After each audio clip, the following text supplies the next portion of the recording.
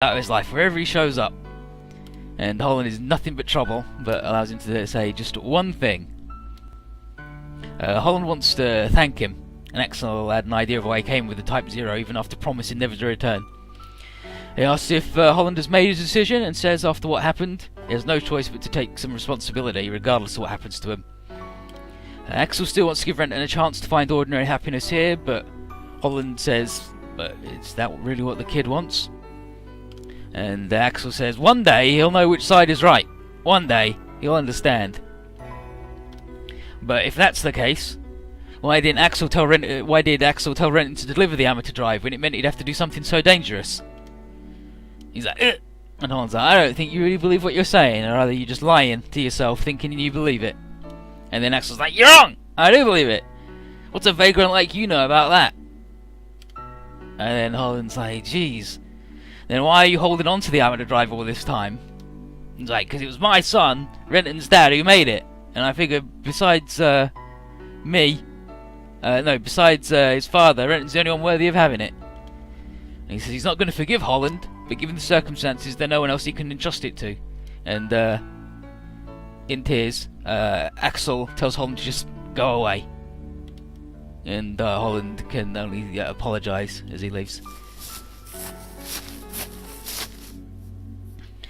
And then walks in and is like, why the heck did my dad make something like that? And why the heck did you keep it around?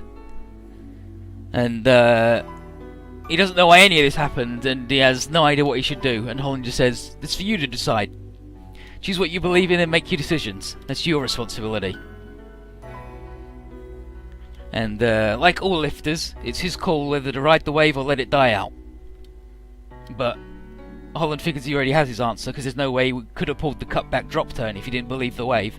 He believed in the world and was answered in kind. Of course, he could stop right now and it might not be a bad call. But Holland says there was something his master once told him. Don't beg, earn it, then it will be given to you. And it's the same word that Renton's father told him. He asked what Renton believes in, as he was inside the nerve ash. And while Axel's like, yo, Holland, no, quit it, shut it. Holland just goes, nope, there's nothing more to be said. Nothing more to be said.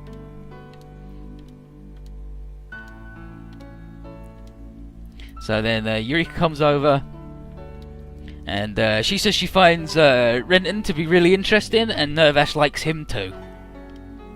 And it's been a long time since she met someone like him and doesn't want to leave him behind now. And she adds that there's a really good wave coming.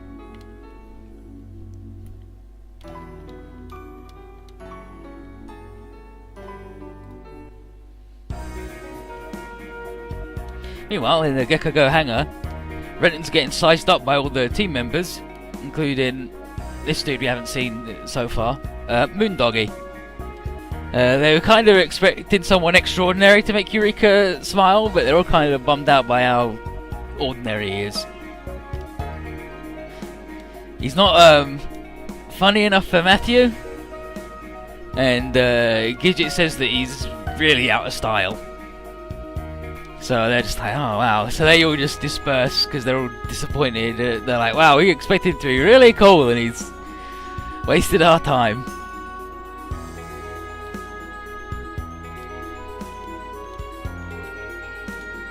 And the only one who stays behind is Tallow.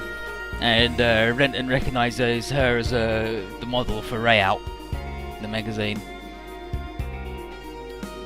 And she gets real close to him. As he's blushing, she's like, damn, I've seen you posing in the magazine. And then she pinches his cheeks and then leaves. He's like, ugh! Holland figures that the kid's got a lot to learn.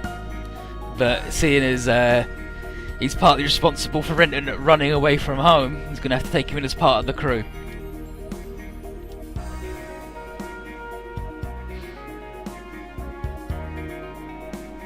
And Holland just gives Renton a tent and tells him to camp out in the hangar because there's no rooms available. And he doesn't even know what he'll do with the kid, but he'll figure out something.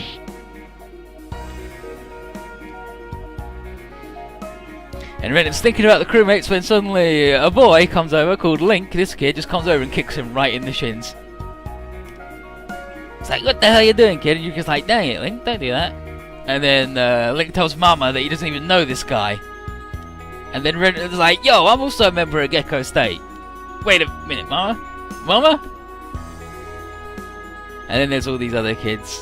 There's Maurice and the girl Meta, and they all come over and glare at Renton, and she's like, "This is Maurice, Meta, and Link. They're my children." And then Renton's like, "Bah!"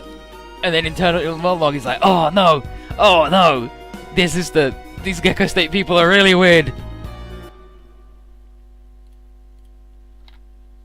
Meanwhile, in Ameria, aboard the Argama, Torres, this dude here on the right, has confirmed that all the KLFs who didn't flee were destroyed by whatever the hell that LFO did. Any mobile suits caught in the blast were either neutralized or suffered internal explosions.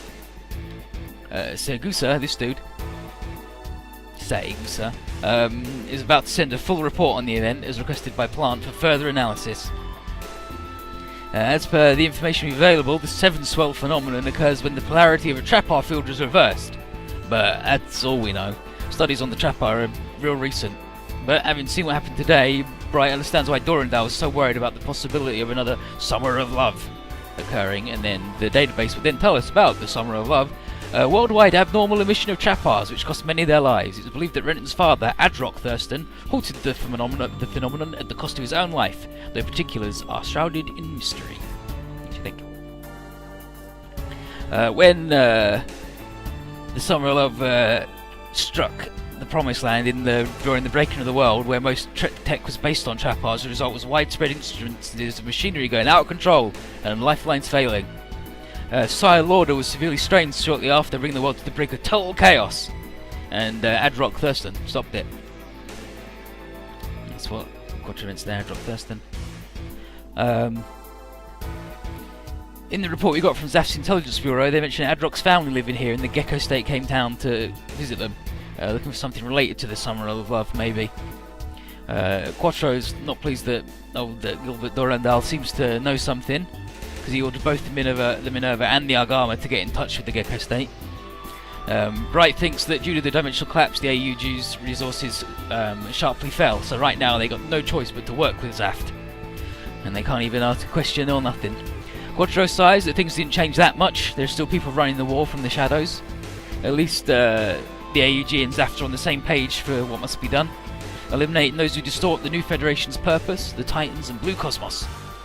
And these groups are essentially a cancer inside of the new Federation. And then, there's Blue Cosmos, a governmental group known for its extremism, comprised entirely of naturals. Their stated aim is the elimination of all coordinators, behind the slogan, "For the sake of a pure blue world." Though not all naturals participate in the Blue Cosmos, many do look on the coordinators with unfavourable eyes. This shows the effectiveness of Blue Cosmos' information control. However, the governmental organisation is merely a front for a secret society acting out Logos' policies of total obliteration of the coordinators. Its members extend all the way to the core of the Earth Alliance and its army. After the death of their leader, Muruta Azrael, in the second attack on Jachindu in the year CE 71, their activities ceased temporarily. But with their ascension of a new leader, Lord Jibril, the organisation once again began manipulating public opinion through the media in the Atlantic Federation in a bid to bring the Earth Federation and plants into war. But back to these nerds. Despite the huge military corps that was formed at the birth of the new Federation, their officials are nothing more than puppets at the hands of the government. And they proclaim themselves as the world's police and intervene in all conflict zones. The reality is they just use the banner of upholding the law to forcibly annex regions and eliminate opposition.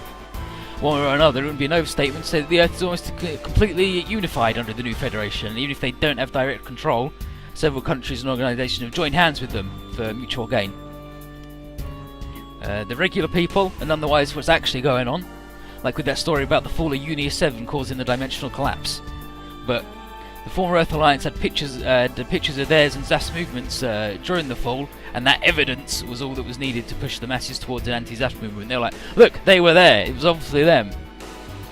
Bright can only shake his head at the absurdity of all this, that they would use a disaster for such baseless propaganda, and Quattro says that that's exactly why we've got to keep on fighting. So confusion among the Titans and Blue Cosmos' ranks allowed Dorandal to play his hand. At least telling the Gecko State provides good cover for that. And on the other route, Rand goes with, well, he talks to the Gecko State people, but it doesn't go with them. But his Camille, he brings in Setsuko, And Bright's glad to finally meet her face to face, considering how many times the Glory Star helped them, and she's equally thankful for his help in the past. In these last few months, Emma has briefed them on the Glory Star and their duties on the moon, and they regret to hear what happened to Denzel. Chief died. Denzel Hamill's a good man. Scirocco remembers that in the end he showed her what she must do to do in this world, and Quattro unfortunately informs her that despite previous investigation, they weren't able to get any info on Toby Watson, so there's not much to give her. But Bright asks if he wouldn't be too forward if he could ask if she'd be willing to help them again, because as she's aware, the Titan's influence is a major role in control of the world. And despite their alliance with Zaf, the fact remains that the AEG's military strength has suffered big losses and still isn't where it needs to be.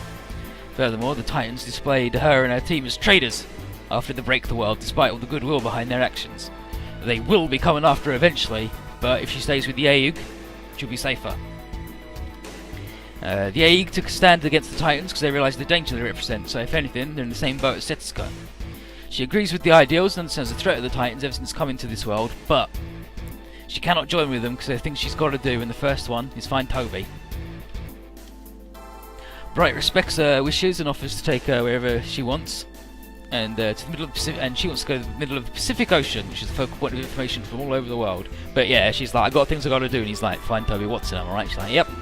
He's like, sure, I'll take you wherever you want. Pacific Ocean, please. One way ticket. Quattro tells Camille to have Astonage service robot, and to use data from the Hakushiki and the methods to develop a customized unit. It's just as a precaution, we both of them need to prepare for solo combat if necessary. And Camille quickly asks if Quattro distrusts Dorandal in some way. And he says, I may admire the chairman's skill, but a man with that tone of voice seems like he might have an ulterior motive.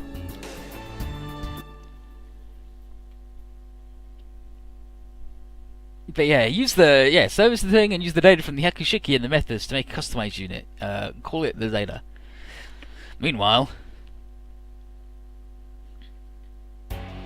in the Sage Council, suspicious music, is Kuzemi. He's an old dude, apparently. Koda, the Green Lady, and Briar, the Bearded Man, having received confirmation of the Seventh Swell, realised that Adrock Thurston's Agahar project was correct. And Cryo approves rebuilding that man's squad, and Jametov Hyman, here on the left, asks if they're saying this world is going to be destroyed sooner than expected. And Koda says, confirms that it will if they stand around doing nothing, which is why they summoned the man most qualified to deal with this issue. And that man is this dipshit, Dewey Novak, Lieutenant Colonel of the old United Federation of Pregio Towers. Jametov has heard of him, and he's the one supposed to be the heir of Adrock Thurston's dying wish. And Dewey pledges all of his strength to protect whichever world is at risk. And Jametov asks him to do whatever he deems necessary, including mustering troops. Kuzemi thinks that's a little excessive, but Jametov figures if the world's destroyed, they'll all go with it. Briar here wonders if it's wise to split the Pregio Towers troops like this, as it might open the way for other problems. Despite the rivalry zones, space seems to be quite troublesome nowadays. But Jametov says that he thinks those Logos upstarts can deal with the coordinators while they handle things down here. But he did bring in some troops to bring in some help, and that's Sumoko. And then Logos are just to do with Cosmos, and they're all fucking bullshit, horseshit racists who are manipulating everybody through propaganda and information control. But he's brought in Scirocco, and Scirocco greets the Sages and Jametov and professes to be deeply honoured to meet them all. And he says he's been, and Jametov says that he's called Path Scirocco here to assume command of a special squad with the purpose of eliminating anyone who opposes them. And Koda says that he certainly has a certain presence that's different from the regular Titans. And Jametov says that not only is Scirocco Jupiter-born, he was present during the Seventh Swell and survived unscathed. Dewey's impressed at Jametov's right-hand man, but Scirocco says it wasn't difficult. Regardless, Dewey will execute his anti-Corallian plan, promising to bring the fruits of his labour soon. Scirocco will eliminate anyone who gets in the way. And Koda says it's all to restore peace to this chaotic world. And Scirocco, just with that little smirk, as he's only replying that Dewey has someone in mind, and internally he says, wait just a bit more, Holland, the king has returned. Dewey being Holland's brother. I believe he's Holland Novak. That's the end of that big ass bullshit